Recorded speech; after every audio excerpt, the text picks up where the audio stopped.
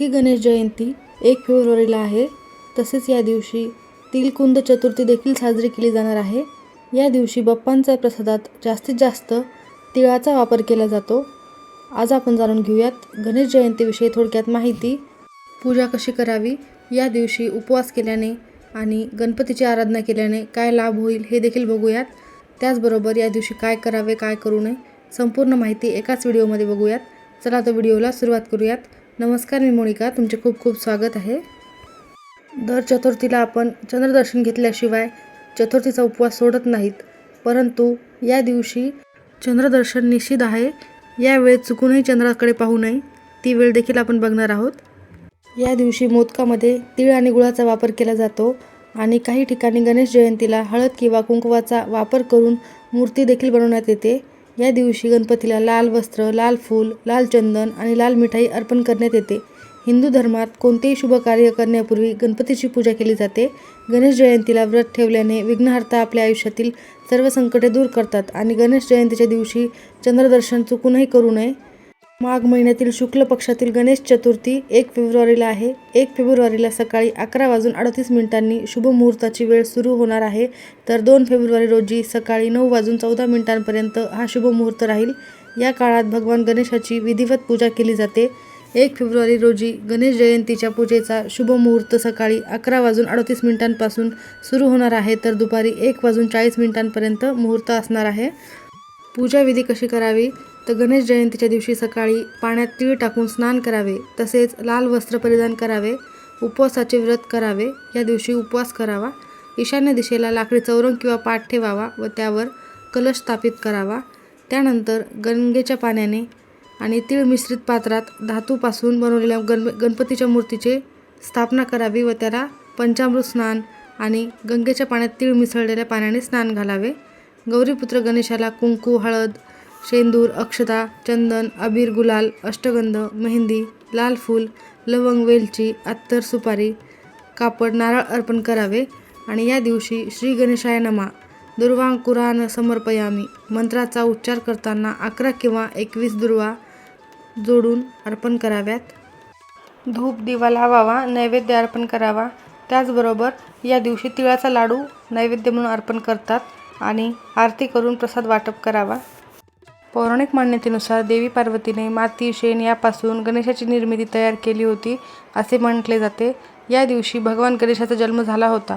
गणेशाची यथोचित उपासना केल्याने शुभफल प्राप्ती होते आणि जीवनातील सर्वच संकटे दूर होतात. यामुळे जीवनात शुभ परिणाम येतात आणि अडथळ्यांपासून मुक्ती मिळते. या दिवशी चंद्रदर्शन निषिद्ध आहे. माघी गणेश जयंतीला काय करावे हे आपण बघूया. या दिवशी गणपती बाप्पांना नैवेद्यामध्ये तीळ अर्पण करावे. जर तुम्ही बाप्पांच्या आवडीचा मोदक करत असाल तर तीळ आणि गूळ घालून तयार करावा. या दिवशी गणेशाची विधिवत पूजा करून त्याचे दुसऱ्या दिवशी विसर्जन केले जाते. गणेश जयंतीला व्रत करून घरात सुख, शांती, समृद्धी वाढते आणि मनोकामना पूर्ण होतात आणि मनोकामना पूर्ण होण्यासाठी प्रार्थना देखील केली जाते.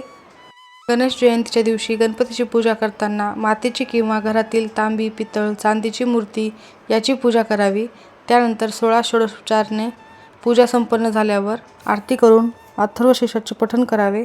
या दिवशी आठवणीने बाप्पाला 21 दुर्वा नक्की अर्पण कराव्यात.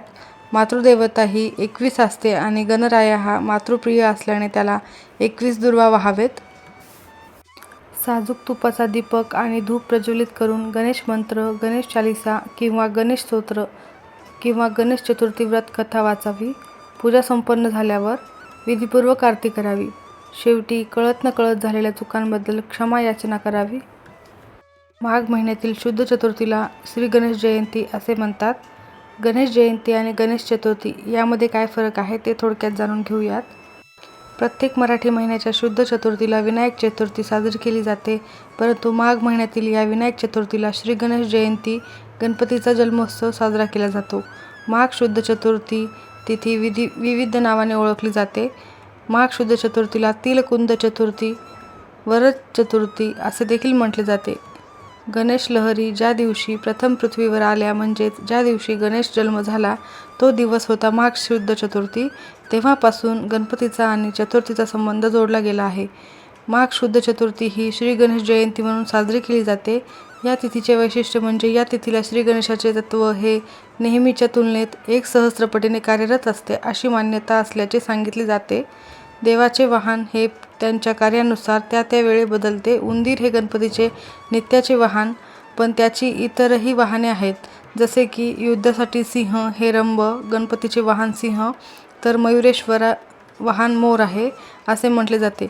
या दिवशी आवर्जून गणपती अथर्वशीर्ष श्री संकटनाशन गणपती स्तोत्राचे पठण करावे असे सांगितले जाते. गणेश चतुर्थी आणि गणेश जयंती यामध्ये काय फरक आहे? तर भाद्रपद शुद्ध चतुर्थी ही गणेश चतुर्थी तिथी साजरी केली जाते. तसेच माघ शुद्ध चतुर्थी ही माघी गणेश जयंती म्हणून साजरी केली जाते. हे दोन्ही उत्सव महाराष्ट्रात, भारतात आणि राज्यामध्ये उत्साहाने साजरे केले जाते. परंतु या दिवशी या दोन्हीमध्ये फरक काय आहे या संदर्भात विष्णू पुराण आणि गणेश पुराणात कथा सांगितलेली आहे. गणेश पुराण हे गाणपत्य संप्रदायाचे महत्त्वाचे पुराण आहे. हे पुराण ब्रह्मदेवाने व्यासांनी भृगु ऋषीला आणि भृगु ऋषींनी सोमकांत राजाला सांगितली. उपासनाखंड आणि क्रीडाखंड असे या पुराणाचे 2 विभाग आहेत. गणेश पुराणामध्ये गणपती संदर्भातील अनेक कथा सांगितलेल्या आहेत. भाद्रपद शुद्ध चतुर्थी म्हणजे गणेश जयंती हे मुख्यतः एक व्रत आहे. काही जण या दिवशी गणपतीचा जन्म झाला असे मानतात, परंतु गणेश पुराणानुसार गणपतीचा जन्म भाद्रपद शुद्ध चतुर्थीला झाला नाही. या चतुर्थीला महासिद्धिविनायकी चतुर्थी असे देखील म्हणतात. श्रावण शुद्ध चतुर्थी ते भाद्रपद शुद्ध चतुर्थी या महिनाभरात करायचे हे व्रत. श्री गणेश कोशानुसार गाणपत्य संप्रदायाचे हे महत्त्वाचे व्रत आहे. श्रावण शुद्ध चतुर्थी ते भाद्रपद शुद्ध चतुर्थी असे महिनाभर व्रत करायचे असतात. नदीकिनारी जाऊन स्नान करून आपल्या हातांच्या अंगठ्या एवढी माती गणेशाची मूर्ती हातावरच तयार करावी. तिचे 16 उपचारांनी पूजा करून ती एका नदीत विसर्जन करावी असे व्रत आहे. या दिवशी पार्थिव गणेश व्रत म्हणतात. महिनाभर जमले नाही तर किमान शेवटच्या दिवशी तरी पार्थिव मूर्तीची पूजा करावी. यामागे अशी धारणा आहे की पार्थिव गणेश पूजा दिवस म्हणजे आज साजरी करतात असणारी गणेश चतुर्थी होय. या चतुर्थीला गणपतीची षोडशोपचारे पूजा केली जाते. आता आपण पाहूया माघी गणेश जयंती म्हणजे आज ही जयंती आहे ती का साजरी केली जाते. माघ शुद्ध चतुर्थीला गणेश चतुर्थी साजरी करण्यात येते. या दिवशी गणपतीचा जन्म झाला असे मानण्यात येते. गणेशाने निरांतक राक्षसाचा वध करण्यासाठी कश्यपाच्या कुटुंबात विनायक या नावाने अवतार घेतला, म्हणून विनायकी चतुर्थी जास्त प्रसिद्ध आहे. या चतुर्थीला तिलकुंद चतुर्थी म्हणतात. षोडशोपचारे पूजा करून तीळ मिश्रित गुळाच्या लाडवांचा नैवेद्य अर्पण करतात. कुंद फुलांनी गणेशाची आणि सदाशिवांची पूजा करून रात्री जागरण करतात, म्हणून या चतुर्थीला तिलकुंद चतुर्थी असे म्हणतात. या दिवशी धुंडीराज गणेश रूपाची पूजा करावी असे सांगितले होते. काही ठिकाणी गणेश चतुर्थीप्रमाणे 1.5 ते 5 दिवस गणेश जयंती साजरी करण्यात येते. गणेश जयंती हा गणेश जन्मोत्सव आहे. भाद्रपद शुद्ध चतुर्थी म्हणजेच गणेश चतुर्थी हे खरे तर व्रत आहे आणि माघी चतुर्थी या दिवशी गणेश जयंती असते. कोणत्या गोष्टी केल्याने गणपती बाप्पा प्रसन्न होतो? गणपती बाप्पाला दुर्वा अतिशय प्रिय आहेत. त्यामुळे गणेशोत्सवादरम्यान विशेषतः बुधवारी गणपतीची पूजा करताना त्यांना 21 दुर्वांची जुडी अर्पण करावी. गणपतीला लाल फूल अर्पण केल्याने ते प्रसन्न होतात. गणेशोत्सवात किंवा गणेश जयंतीच्या दिवशी कोणत्या चुका करू नयेत हे आपण बघूयात. माघी चतुर्थीच्या दिवसाप्रमाणे गणेश स्थापनेच्या दिवशी देखील चंद्रदर्शन न करण्याचा सल्ला दिला जातो.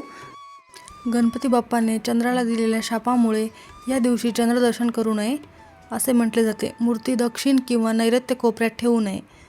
श्री गणेशाच्या मूर्तीवर तुळशीची पाने वाहू नयेत आणि शंखातून जल अर्पण करू नये. पूजा करताना निळ्या आणि काळ्या रंगाचे कपडे घालू नये. चामड्याच्या वस्तू देखील वापरू नयेत. या दिवशी ओम गण गणपती नमः या मंत्राचा जप करावा. त्याचबरोबर वक्रतुंड महाकाय या मंत्राचा देखील जप करावा. गणेश जयंतीच्या दिवशी चंद्रदर्शन कोणत्या वेळेत करू नये हे आपण बघूयात. गणेश जयंतीच्या दिवशी चंद्राकडे पाहणे अशुभ मानले जाते. या दिवशी निर्धारित कालावधीत चंद्र दिसल्याने चोरीचा आळ येतो असा समज आहे. त्यामुळे या दिवशी सकाळी 8:52 ते 21:01 चंद्र पाहू नये. निश्चित कालावधी 12 तास 8 मिनिटे आहे. माघ शुद्ध चतुर्थीला गणपती बाप्पांचा जन्म झालेला आहे आणि पौराणिक मान्यतेनुसार या दिवशी पती पत्नीने संतान सुखासाठी व्रत उपासना केल्यास त्यांना त्याचा नक्कीच लाभ होतो.